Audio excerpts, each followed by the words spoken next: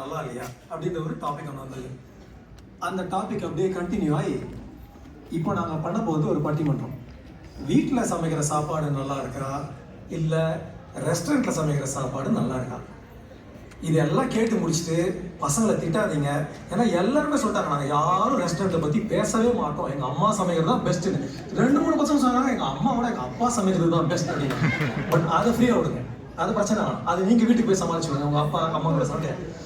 இப்போ நாங்கள் என்ன பேச போகிறோன்றது என்னென்னா, வீட்டில் சமைக்கிற சாப்பாடுக்கும் ரெஸ்டாரண்ட் சமைக்கிற சாப்பாடுக்கும் அப்படி என்ன வித்தியாசம், எதனால பசங்க வந்து ஒரு சைட்லேயும் இன்னொரு சைடு அந்த மாதிரி இழுக்கப்படுறாங்கன்றதை பற்றி பேசுறதுக்கு இப்போ ஆரம்பிக்க போகிறோம். ஃபஸ்ட்டு ஸ்டார்ட் பண்ணுறது வந்து கிருதி.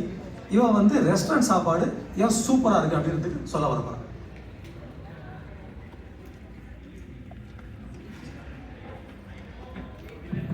வீட்டில் சாப்பாடு ஆரம்பிக்கிற சமயத்தில் ப்ரெஷர் குக்கர் விசில் கேட்ட உடனே பசி அதிகமாகுது. அம்மாவும் பாவம் தான் எல்லாத்தையும் ஜகல் பண்ணிட்டு இருக்காங்க. ரெஸ்டாரண்ட்டில் போய் சாப்பிடும்போது அங்கே ஷெஃப் எல்லாம் ருசி மெயின்டைன் பண்ணுறது, சாப்பாடு சீக்கிரமாக பண்ணுறது மற்றும் உணவை எட்டி ஒரே மாதிரியாக செய்கிறதுக்கு வந்து ட்ரைனிங் எடுத்திருக்காங்க.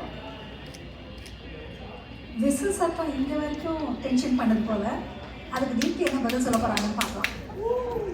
ஷெஃப் ட்ரைனிங்கா?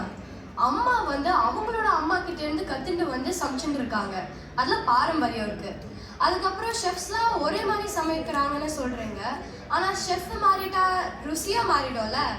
வீட்டு சாப்பாடு க்ளீனாகவும் ஃப்ரெஷ்ஷாகவும் இருக்கும், ஆனால் ரெஸ்டாரண்ட்டுக்கு போனால் அந்த ஷெஃப் தும்பினா கூட நமக்கு தெரியாது.